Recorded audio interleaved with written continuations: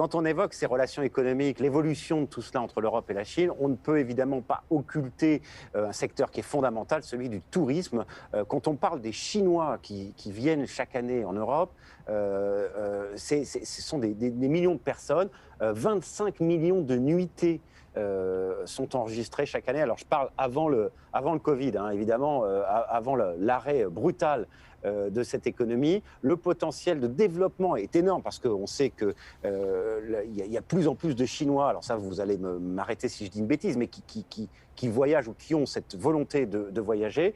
Il y a une question qu'on se pose ici en Europe, c'est comment on peut faire revenir les touristes chinois, comment on peut relancer ce secteur, quelles sont les offres, les nouvelles opportunités, qu'elles soient digitales, durables, et surtout quelles sont les attentes des consommateurs chinois, des touristes potentiels chinois qu'on pourrait et qu'on espère revoir très rapidement en Europe.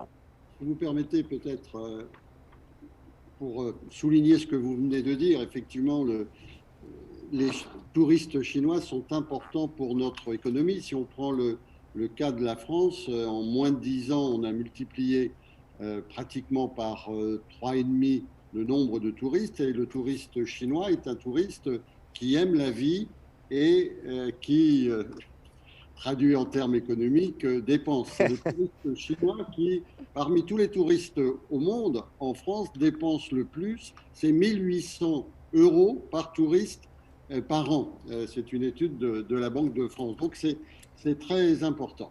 Il y a une caractéristique qui est une tendance lourde, c'est que le touriste chinois vient individuellement ou en famille de plus en plus.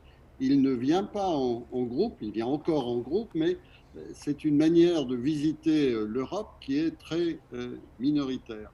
Et donc, il nous faut adapter notre offre touristique à cette caractéristique du touriste chinois, c'est-à-dire pratiquement faire du sur-mesure, essayer de trouver des intersections culturelles. Et en France, par exemple, on a écrit en chinois une sorte de guide bleu, de guide touristique, où les monuments, les sites sont interprétés de manière à ce que les Chinois comprennent bien à la fois la résonance que cela a en France et la résonance que cela a en Chine.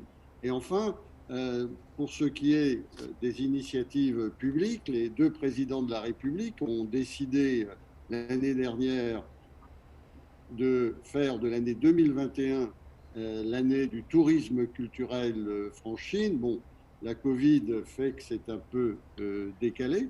Et donc, il y a tout un travail en France et en Chine de connaissance de notre culture à travers des sites, des monuments. Bon, j'ai cité la France, mais l'Italie fait la même chose. Et donc, je crois qu'il nous faut tenir compte de ce nouveau profil du touriste chinois, adapter nos produits et faire que ce tourisme, pas forcément culturel, mais ce tourisme soit une occasion de mieux se comprendre, de mieux s'apprécier. Et je citais tout à l'heure cette étude qui a été faite entre la corrélation entre l'image du chinois et la présence du touriste chinois. Donc cette occasion de contact personnel sans lequel on a souvent affaire à des clichés. En effet, les Chinois s'intéressent énormément à la culture européenne. C'est la civilisation qui nous attire, parce que la civilisation européenne est totalement différente de la civilisation chinoise. Donc, voilà, l'Europe nous attire. Mais après les premières vagues des touristes chinois qui inondent surtout les sites les plus connus, maintenant, beaucoup de Chinois commencent à s'intéresser aux sites qui sont tout aussi intéressants, mais qui sont moins connus, c'est-à-dire les provinces, les régions, par exemple. Récemment, j'ai rencontré un homme d'affaires chinois qui est apparemment très riche et qui m'a dit qu'il a visité la France au moins 30 ou 40 fois. il n'est pas uniquement à Paris. Hein. Bon, il va partout dans les autres provinces, il découvre voilà, les différents sites et puis il se repose. Donc je pense qu'il est intéressant aujourd'hui de faire connaître davantage les différentes régions d'Europe. Voilà.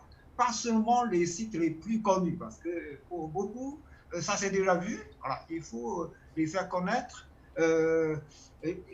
d'autres régions et même des endroits de repos, parce qu'il y en a qui souhaitent non seulement visiter des sites, des monuments, mais aussi se reposer dans un cadre naturel, mais totalement différent de celui de la Chine. Bon, là, je crois que c'est aussi important. Si je puis me permettre, pour embrayer sur ce que dit très justement M. Wu, je pense qu'on assiste en fait à une explosion du tourisme chinois vers l'étranger, ce qui correspond peut-être aussi à cette création d'une classe moyenne chinoise de peut-être près de 400 millions de personnes. Donc c'est un marché déjà énorme et cette classe moyenne est appelée à grandir encore avec les années.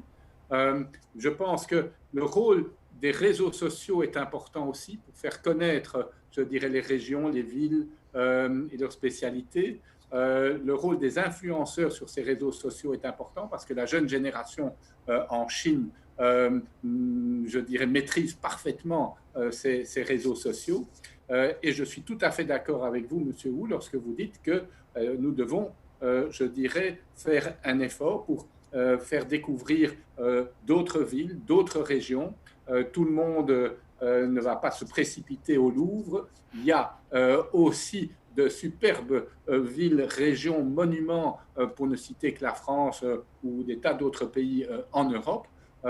Et là aussi, comme on l'a dit, je pense qu'on doit aussi faire l'effort de l'accueil, avoir des indications en chinois, avoir des guides pouvant parler chinois ou des audio-guides parlant chinois, avoir aussi, comme c'est la crise du Covid, que nous avons moins de monde pour le moment, mais on peut continuer à faire connaître nos villes et nos régions à travers des vidéos, à travers les médias. Et vous, CGTN, vous, Euronews, vous pouvez jouer un rôle, bien sûr, à faire connaître, je dirais, tant la Chine que l'Europe à l'un et l'autre.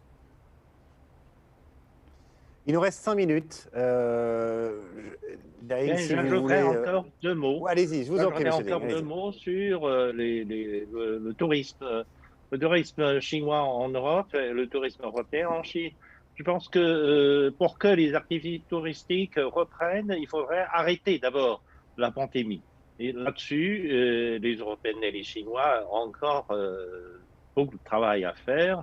Je pense qu'on pourrait encourager les gouvernements de l'Union européenne, de Chine, de renforcer leur coopération dans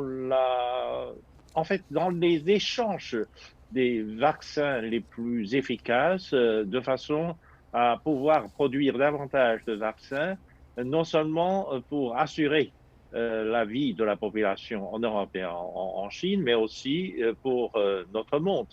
L'Europe et la Chine ont les capacités de production, ont les savoir-faire de recherche de la vaccination, etc.